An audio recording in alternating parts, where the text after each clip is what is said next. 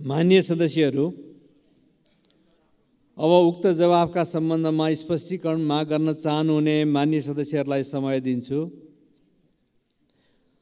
विनियोजन विधेयक अन्तर्गत विभिन्न मन्त्रालयसँग सम्बन्धित शीर्षकहरूमाथि 2080 साल असार 1 गते छलफलमा भाग लिनुभएका माननीय सदस्यहरूले मात्र स्पष्टीकरण माग गर्न पाउनुहुने बेहोरा माननीय सदस्यहरूलाई जानकारी गराउँछु। स्पष्टीकरण माग गर्न चाहनुहुने प्रत्येक माननीय सदस्यहरूलाई 1 मिनेटको समय निर्धारण गरेको छु। माननीय सदस्यहरू, स्पष्टीकरण माग गर्न चाहनुहुने माननीय सदस्यहरूले सजिलोको लागि आफ्नो नाम सभामुखको डायसँगै बसेका सचिवालयका कर्मचारीहरूलाई 3 मिनेटभित्र लिखित रूपमा उपलब्ध गराइदिनु हुन अनुरोध गर्दछु।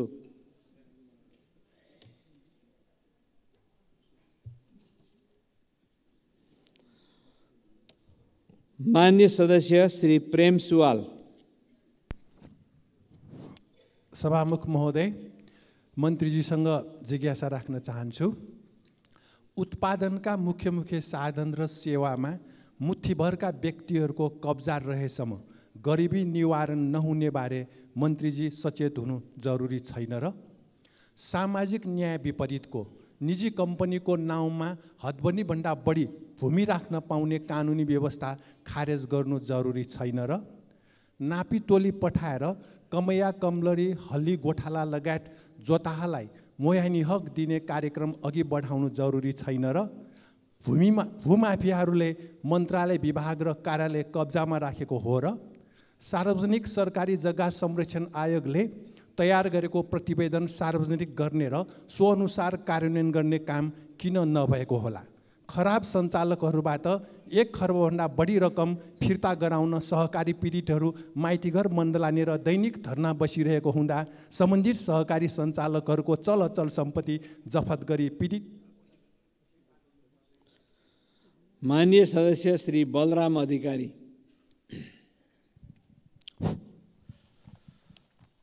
सर्वप्रथम मन्त्रीज्यूले संशोधनकर्ता मान्यजीहरूको नाम लेख्न पनि भ्याउनु भइन्छ। त्यो बलराम भण्डारी होइन, अधिकारी हो, सच्याउन अनुरोध गर्छु। मन्त्रीजीले विगतमा 2000 परिवारहरूलाई लाल पूर्जा वितरण गरियो भनेर भन्नुभयो। यो कहिलेदेखिको डाटा हो बुझ्न सकिएन, किनकि एमालेकै पालामा 52,000 लाल पूर्जा बाँडिसकिएको अवस्था छ। विगतमा 45-52देखि यता विभिन्न बेलामा विभिन्न आयोगले लगायत विभिन्न आयोगले वितरण गरेको जग्गाको लगतकट्टा नभएको कारण जनताले जग्गा किनबेच गर्न र बैंकिङ कारोबार गर्न नपाएको अवस्था छ। जनताको यो समस्या हल गर्न योजना देखिएन। म यसप्रति उत्तर जान्छु। त्यस्तै 30-40 सालसम्मको 30देखि 40 सालसम्मको नापी गर्दा छुटेका जग्गाहरू नापी कार्यालयबाट नापी गरी जग्गाधनी प्रमाण पूर्जा दिने केही योजना देखिएन। यसबारे प्रश्न पार्न सभामुख मन्त्रीज्यूलाई अनुरोध गर्दछु। जग्गाको वर्गीकरण गर्ने नाउँमा जग्गा नगरपालिकाहरूलाई जिम्मा दिएर वर्गीकरण पालिकाले छिटो गरेनन् भन्दै माननीय सदस्य श्री लेखनाथ दाहाल। सम्माननीय सभामुख महोदय, माननीय मन्त्रीज्यूलाई मैले अस्ति पनि प्रश्न गरेको थिएँ कि राष्ट्रिय भूमि आयोग गठन भएको करिब 2 वर्ष पुग्न लाग्यो। 2 वर्षभित्र भूमि सम्बन्धी समस्या समाधान गर्ने प्रतिबद्धतासहित नेपाल सरकारको तर्फबाट राष्ट्रिय भूमि आयोग गठन भयो। राष्ट्रिय भूमि आयोगका सबै जिल्लामा संयन्त्र छन्, संरचनाहरू छन्। वार्षिक 70 करोड चाहिँ सेवा सुविधामा खर्च हुन्छ तर काम भएको छैन। असाध्यै निष्क्रिय छन्। ती सबै जिल्ला भूमि आयोग र राष्ट्रिय भूमि आयोगलाई सक्रिय बनाएर यो दलित, सुकुम्बासी, भूमिहीन र अव्यवस्थित बसोबास र गुठीको समस्या समाधान गर्न कार्यतालिका सहित अगाडि बढ्ने योजना के छ, म प्रश्न गर्न चाहन्छु। धन्यवाद। माननीय सदस्य श्री गणेश पराजुली। सभामुख महोदय, माननीय मन्त्रीज्यूलाई मेरो प्रश्न। घरानिया र नाम कहलिएका भनिएका सहकारीले धेरै नागरिकलाई झुटो प्रभावमा पारी जीवनभरको कमाई आफ्नो सहकारीमा जम्मा गराएर कमजोर कानुन र निकम्मा नियमन सँगसँगै राजनीतिक दलका शक्ति केन्द्रको आवरणमा ती निमुखा जनताको बचत हिनामिना गर्नु हदैसम्मको अत्याचार हो। त्यस्ता बचतकर्तामध्ये धेरैको त मृत्यु पनि भइसकेको छ। आफूले कमाएको सम्पत्ति आफू बिमारी पर्दा उपचार गर्न नपाउनु र अझ आफ्नो जीवनकालमा आफ्नो सम्पत्ति फिर्ता नपाउनु र मुद्दा लड्दै जीवन त्याग गर्नु झनै कति दर्दनाक होला। त्यस्ता सहकारीबाट पीडित भएका नागरिकलाई जीवनकालमा नै न्याय दिन माननीय मन्त्रीज्यूले कस्तो कार्यक्रम तय गर्नुभएको छ? सम्माननीय सभामुख मार्फत मन्त्रीज्यूलाई यस विषयमा प्रश्न पार्न आग्रह गर्दछु। धन्यवाद। माननीय सदस्य श्री अमरबहादुर रायमाझी। सम्माननीय सभामुख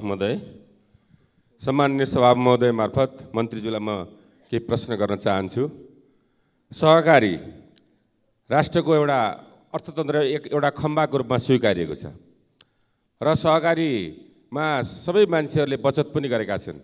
चर्को ब्याजमा ऋण लगानी भएको छ र सहकारीहरू धाराशायी हुँदै गएका छन्। अब सञ्चालकहरूले ठगेर हिँडेका छन् अनि सहकारी बन्द भएको छ। सहकारीमा प्रशस्त सम्पत्ति छ, सहकारीका सञ्चालकले ठगेर हिँडेका छन् र सहकारी बन्द भएको छ। त्यो सम्पत्तिलाई कम्तीमा राष्ट्रियकरण गरेर हुन्छ, कुनै आयोग बनाएर हुन्छ, त्यसलाई चाहिँ बेचबिखान गरेर कम्तीमा बचतकर्ताको डिपोजिट फिर्ता गर्ने व्यवस्था कसरी गर्न सकिन्छ? आयोग बनाएर खालि केवल आयोगको निम्ति होइन, यो बचतकर्ताको सुरक्षित गर्नुपर्छ भन्नेतिर मन्त्रीज्यू कसरी जान सक्छ? म जवाफ चाहन्छु। धन्यवाद। मान्य सदस्य श्री वासुदेव घिमिरे। सम्मान्य सभामुख महोदय, मेरा मान्य मन्त्रीज्यूलाई दुईवटा प्रश्न छ। एउटा उहाँबाट क्लियर चाहिँ आए जस्तो मलाई लागेन कि अव्यवस्थित बसोबासीहरूलाई पूर्जा वितरण गर्दा लिइने राजस्व अत्यन्तै चर्को भएको छ। मैले पटक सम्मानित सदनमा यो विषय उठाएको थिएँ। सम्मान्य प्रधानमन्त्रीज्यूबाट समेत यो राजस्व रिभाइज हुन्छ भन्ने कुरा आश्वासन पाउँदा पनि अहिलेसम्म त नघटेको र पूर्जा बन्दाखेरि पनि अवस्थित बसोबासीहरू भूमि आयोग जिल्ला कार्यालयमा पूर्जा लिन नआएको घटना छ। यसमा कहिलेसम्म चाहिँ यो राजस्व चाहिँ घट्ने हो भन्ने कुरा क्लियर चाहिँ गर्न मन्त्रीज्यूलाई आग्रह गरेँ। अर्को, मुलुकभर रहेका हजारौँ सडकहरू व्यक्तिको नाममा, संस्थाको नाममा, कम्पनीको नाममा भइरहँदा अत्यन्तै गाह्रो भएको छ। यसबाट धेरै वित्तीय अपराधका घटना पनि भएका छन्। यो सहज प्रक्रियाबाट, छोटो बाटोबाट यो लगत कट्टा गर्ने चाहिँ जुन काममा मान्य मन्त्रीज्यूको धारणा के छ भन्ने कुरामा प्रश्न गर्न चाहन्छु। मान्य सदस्य श्री बिना लामा। सम्माननीय सभामुख महोदय मार्फत मन्त्रीज्यूलाई प्रश्न सोध्न चाहन्छु। जुन अस्ति गृह मन्त्रालयमा गएर त्यहाँ डेलिगेसन पनि गएकी थिएँ, अहिले मन्त्रीज्यूबाट एकुरेट आन्सर आएन जस्तो लाग्यो। ज्याम्रुङ बायुगुठी जुन 2032 सालमा नापी व्यक्तिको नाममा थियो भने पछि आएर गणतन्त्र आइसकेपछि चाहिँ त्यहाँ सरकारको गुठीमा नाम राखियो। यसको समस्याको लागि बार त्यहाँको जनता यहाँ मन्त्रालय पनि धाए, तर अहिलेसम्म समस्या समाधान गर्न सकिएन। यसको ऐन कानुन बन्दैछ त भन्नुभयो, कहिलेसम्म बन्छ र त्यहाँको जनताले सरकार भएको महसुस कहिले गर्न सकिन्छ? र एउटा अर्को प्रश्न चाहिँ, यो सुकुम्बासीको कुरा गरिरहँदाखेरि मैले केही सुकुम्बासीहरू चिनेको छु जसको चाहिँ करोडौँको सम्पत्ति छ, तर अहिले पनि सुकुम्बासीमा बसिरहेको छ। यसलाई चाहिँ वास्तविक सुकुम्बासी पहिचान गरियोस् भन्न पनि चाहन्छु। धन्यवाद। माननीय सदस्य श्री अशोक कुमार चौधरी। सम्माननीय सभामुख महोदय मार्फत म मन्त्रीज्यूलाई केही प्रश्न गर्न चाहन्छु। यो गुठी सम्बन्धी मैले पहिले पनि प्रश्न उठाएको थिएँ।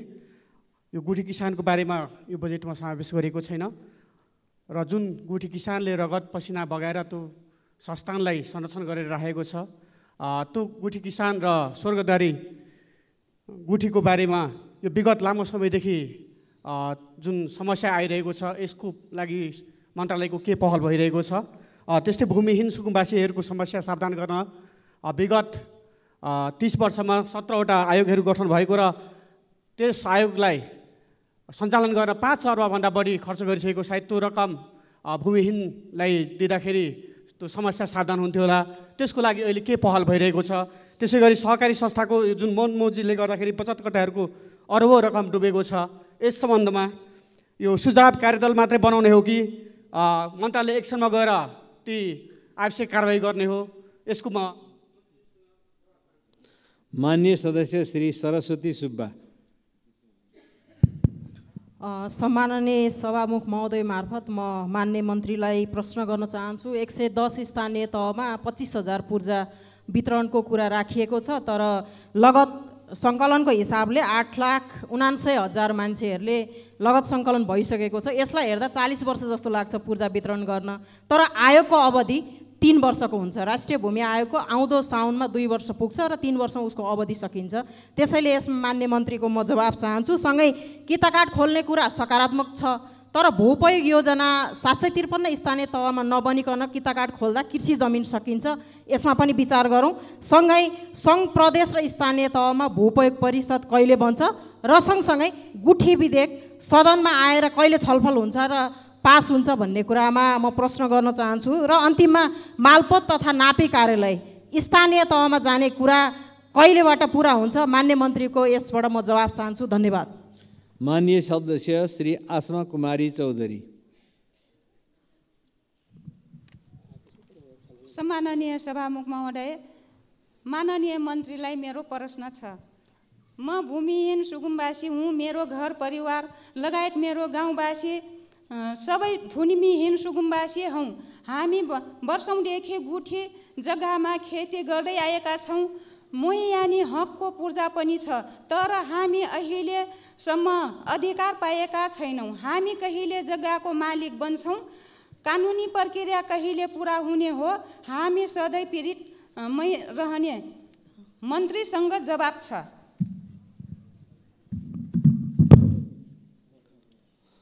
माननीय सदस्य श्री श्याम कुमार घिमिरे।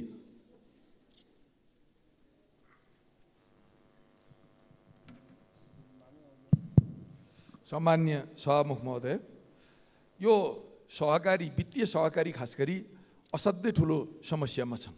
देशभरिकै वित्तीय सहकारीहरू अहिले समस्याग्रस्त छन्। यो समस्याग्रस्त भनेर देखिएका सहकारीहरू मात्रै होइनन्, अन्य सहकारीहरू पनि सङ्कटको घेराभित्र छन्। त्यसैले वित्तीय सहकारीहरूलाई नियमन गर्ने नियामक निकाय बनाउन सकिएन भने यो 3 खम्बे अर्थनीति भनेर सरकारले भन्ने र सहकारीलाई पनि 1 खम्बाको रूपमा मान्ने र चाहिँ के छ भने यसलाई नियामक निकाय चाहिँ बनाउन तयार नहुने हो भने यसले चाहिँ ठुलो नोक्सान चाहिँ देशमा पुर्याउँदैछ भन्ने मलाई लाग्छ। र नियामक निकाय बनाउने विषयमा सरकारको धारणा के छ मैले जान्न चाहेँ।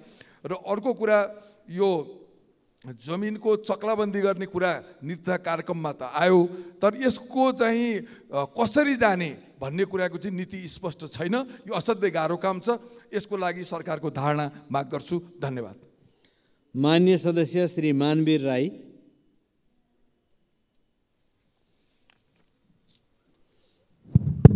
सम्माननीय सभामुख महोदय, हिमाल पहाड तराई हामी कोही छैनौँ पराई यो नेपाली बोलीमा छ, तर जमिन भोगाधिकार सम्बन्धमा म कुरा राख्न चाहन्छु।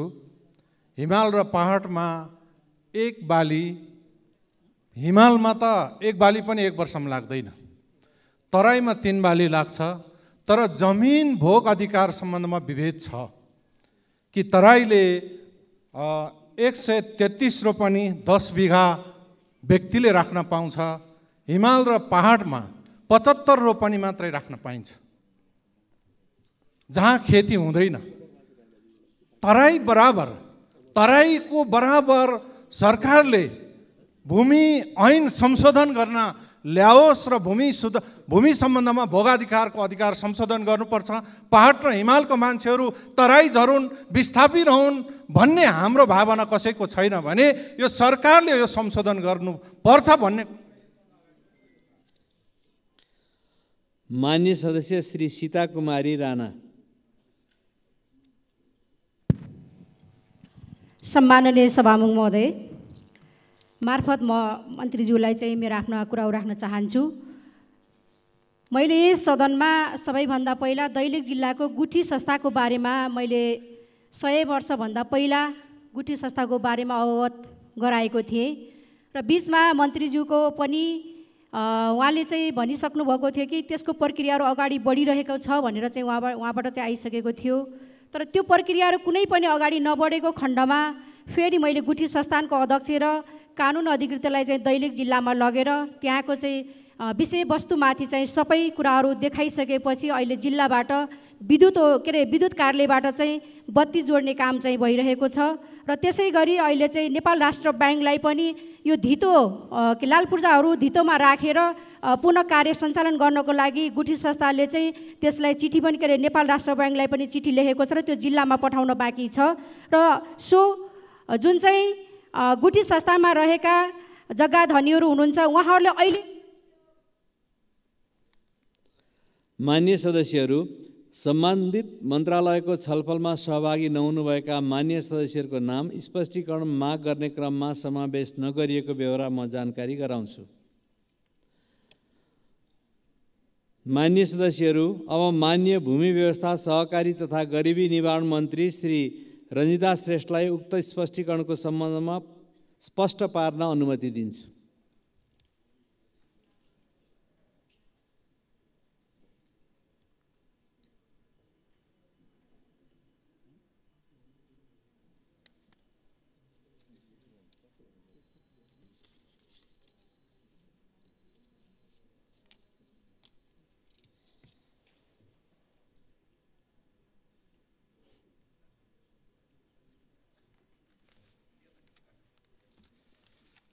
सम्मान्य सभामुख महोदय, सर्वप्रथम त फेरि पनि म एकचोटि सम्पूर्ण माननीय सदस्यहरूलाई धेरै धेरै धन्यवाद दिन चाहन्छु। छलफलमा उठाइएको प्रश्नहरूको जवाब दिइसके पश्चात फेरि पनि चित्त नबुझेका कुराहरू र यहाँ जवाफ नआएका कुराहरूको विषयमा फेरि पनि छलफल गर्नुभयो, प्रश्न उठाउनुभयो, यसको लागि धन्यवाद छ।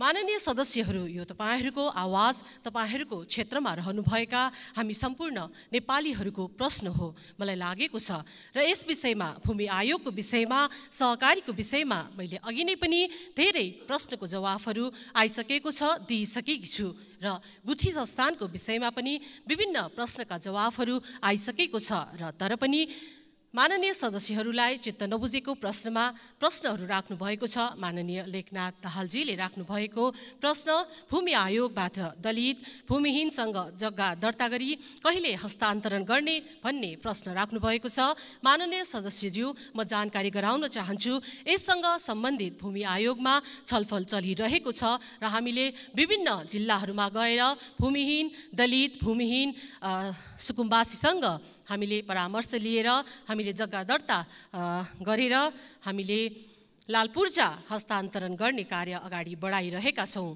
त्यस्तै सहकारीमा बचत गरिएको रकम फिर्ता कहिले गर्ने र नीति कहिले ल्याउने भन्ने प्रश्न उठाउनु भएको छ। यस विषयमा मैले अघि नै पनि भनिसकेकी छु, सहकारीमा हामीले राखेको पैसा, जनताले राखेको पैसा फिर्ता पाउनुपर्छ। हामीले यस विषयमा पनि अघि नै मैले जवाब दिइसकेकी छु। हामी यस कार्यमा एकदमै चिन्तित भएर गम्भीर रूपले लागिसकेका छौँ। सहकारी घरायसी बनेको छ, बन्द भएको छ, जनतालाई ठगेको छ, अब कसरी न्याय पाउन सक्छ भनेर प्रश्न गर्नुभएको छ। पक्कै पनि सहकारीको विषयमा गम्भीर छु। हामीले सहकारीबाट ठगिएका जनतालाई न्याय दिनको लागि अगाडि बढिसकेका छौँ। कार्यदल गठन गरेर हामी कार्यलाई अगाडि बढाइरहेको जानकारी पनि गराउन चाहन्छौँ। त्यस्तै माननीय बिना लामाजीले उठाउनु भएको प्रश्नमा गुठी व्यवस्थापन कहिले हुन्छ भनेर भन्नुभएको छ। 2032 सालमा गुठी व्यवस्थापन कहिले हुन्छ भन्ने प्रश्न, त्यस्तै वास्तविक सुकुम्बासी पहिचान कहिले हुन्छ भन्नुभएको छ। हामीले पनि हाम्रो मन्त्रालय अन्तर्गत वास्तविक सुकुम्बासीलाई पहिचान गर्ने कार्यतिर हामी अगाडि बढिरहेका छौँ। हामीले पनि देखेका छौँ, सुकुम्बासी दुई थरीका देखेका छौँ, वास्तविक सुकुम्बासी अनि जो हुकुमबासी सुकुम्बासी भएर रहनु भएको छ। हामी पनि यो पहिचानको कार्यमा अगाडि बढिरहेका छौँ। गुठी किसान स्वर्गद्वारीको विषयमा उठाउनु भएको प्रश्नमा हामीले तपाईहरूसँग आउनुभएको डेलिगेसनलाई मिटिङ बसिसके पश्चात यस विषयमा छलफल गरेर अगाडि बढिरहेको जानकारी गराउन चाहन्छु। माननीय सरस्वती सुब्बाजीले उठाउनु भएको प्रश्नमा जग्गा पूर्जा वितरणको विषयमा जग्गा पूर्जा वितरण हामीले कार्य अगाडि बढाइरहेको छौँ भनेर जानकारी दिइसकेको छु भने किता काट र भू उपयोग नीति बिना हुँदा सबै खेतीयोग्य जमिन सुरक्षित हुँदैन। त्यसले जमिन सकिने गरी किता काट होस्, जमिन यकिन गरी किता काट होस् भन्ने विषयमा चाहिँ हामीले पक्कै पनि जमिन कृषियोग्य जमिन र हामीले जमिन छुट्याएर नै किताकाट गर्ने कार्यलाई अगाडि बढाइरहेका छौँ भनेर जानकारी दिन चाहन्छु। माननीय श्यामकुमार घिमिरेजीले उठाउनु भएको प्रश्नमा वित्तीय सहकारी सङ्कटमा छ, नियमन गर्ने निकाय कहिले बद्ध सरकारको धारणा के छ भनेर सोध्नु भएको छ र किताकाटको विषयमा पनि प्रश्न हुनु पर्यो भन्नुभएको छ। किताकाटको विषयमा हामीले प्रश्न पारिसकेका छौँ। किताकाट खुलिसकेको मन्त्री परिषदको निर्णयबाट आइसकेको छ र यो विषयलाई हामीले जग्गा जमिन छुट्याएर, कृषि योग्य जग्गा जमिन छुट्याएर हामीले छलफल गरेर अगाडि बढ्नेछौँ भनेर जानकारी दिइसकेको छु र पक्कै पनि वित्तीय सहकारी सङ्कटमा रहेको छ। नियमन गर्ने निकाय बन्ने कुरामा हामी छलफलमा रहेका छौँ भनेर जानकारी दिन चाहन्छु र माननीय मानवीर राईजीले जमिन भोग अधिकार भौगोलिक रूपमा विभेदकारी छ, हिमाल पहाड तराईमा छुट्टै नीति ल्याउनु पर्ने कुरा गर्नुभएको छ। पक्कै पनि माननीयज्यू यस विषयमा पनि हामी छलफल गरेर अगाडि बढिरहेको जानकारी म दिन चाहन्छु भने माननीय सीता कुमारी राणाजीले उठाउनु भएको विषयमा दैलेखको गुठी संस्थानको समस्या कहिले समाधान हुन्छ भन्नुभएको छ। गुठी संस्थानको समस्याको विषयमा गुठीका अध्यक्षज्यू, हाम्रो मन्त्रालयका सचिवज्यूहरू हामी सबैजना बसेर एकदमै हामी यस विषयमा छलफल गरिरहेका हुन्छौँ र यी विषयहरूलाई चाहिँ हामीले समस्या समाधानको बाटोहरू खोजिरहेका छौँ भनेर पनि म जानकारी दिन चाहन्छु। धन्यवाद। माननीय सदस्यहरू, भूमि व्यवस्था, सहकारी तथा गरिबी निवारण मन्त्रालय सम्बन्धी विनियोजन शीर्षकमाथिको छलफल यहीँ समाप्त हुन्छ।